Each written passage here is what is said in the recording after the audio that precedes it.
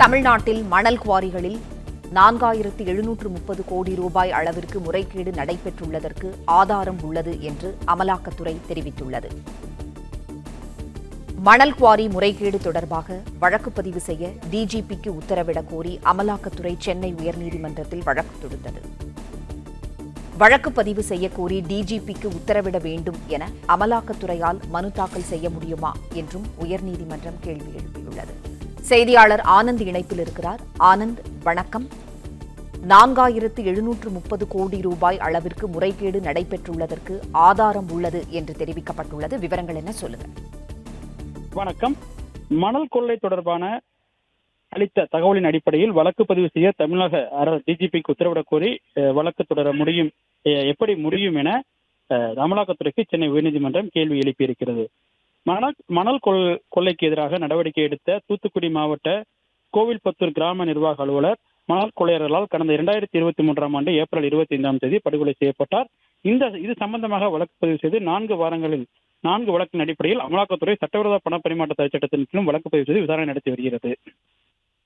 இந்த நிலையில் தங்கள் விசாரணையில் சேகரிக்கப்பட்ட ஆதாரங்கள் அடிப்படையில் வழக்கு பதிவு செய்து விசாரணை செய்யக்கோரி தமிழக டிஜிபிக்கு கடந்த 2024ஆம் ஆண்டு ஜூன் ஜூலை மாதங்களில் அமலாக்கத்துறை கடிதம் அனுப்பியிருந்தது. அதன் மீது நடவடிக்கை எடுக்காதால் தங்கள் அனுப்பிய தகவலின் அடிப்படையில் வழக்கு பதிவு செய்ய தமிழக டிஜிபிக்கு உத்தரவிட வேண்டும் என கோரி அமலாக்கத்துறையின் சென்னை மண்டல உதவி இயக்குநர் சார்பில் சென்னை உயர்நீதிமன்றத்தில் வழக்கு தொடரப்பட்டது. அந்த மனுவில் தங்கள் அமலாக்கத்துறை சோதனையின் விசாரணையில் 28 மணல் குவாரிகளில் அனுமதியை மீறி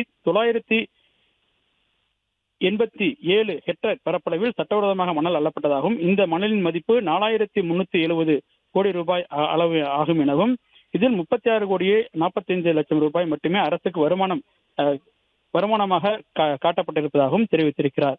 மேலும் சட்டவிரோத மணல் குவாரிகள் செய்வதன் மூலமாக கிடைத்த தொகையை சட்டவிரோத பண பரிமாற்றம் செய்தது கண்டுபிடிக்கப்பட்டதால் 15 நிறுவனங்கள் 130 கோடி ரூபாய் வங்கிக் கணக்கில் தற்காலிகமாக முடக்கப்பட்டிருப்பதாகவும் அவர் தன்னுடைய மனுவில் தெரிவிக்கப்பட்டிருந்தது.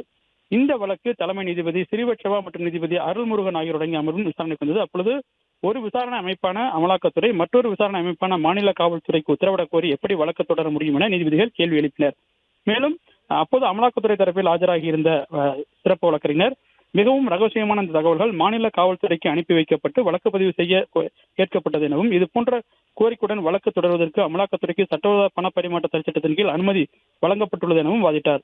தமிழக அரசு தரப்பில் ஆஜரான அரசினுடைய தலைமை வழக்கறிஞர் PS ராமன் தகவல்களை அனுப்பி வழக்கை பதிவு செய்ய வேண்டும் என்று கூறினால் அதை ஏற்றுக்கொள்ள மாநில காவல்துறை போஸ்ட் மாஸ்டர் அல்ல எனவும் தெரிவித்தார். இதே போன்று குஜராத், பீகார் மற்றும் உத்தரப்பிரதேசம் போன்ற மாநிலங்களில் தமிழகத்துடன் 4 மடங்கு அதிக அளவில் மணல் கொள்ளை வழக்கில் பதிவு செய்யப்பட்டிருக்கிறார்.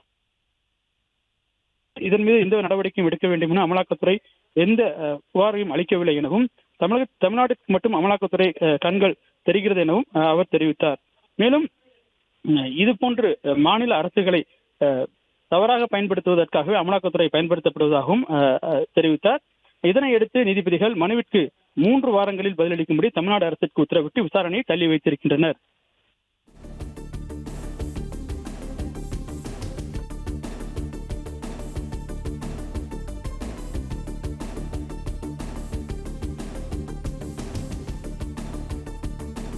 நன்றி ஆனந்த்குமார், தகவல்களுக்கு நன்றி. பிளே ஸ்டோர் மற்றும் ஆப் ஸ்டோரில் இருந்து பாலிமர் செயலியை QR கோடு மூலம் பதிவிறக்கம் செய்யுங்கள். செய்திகளை உடனுக்குடன் பெறுங்கள்.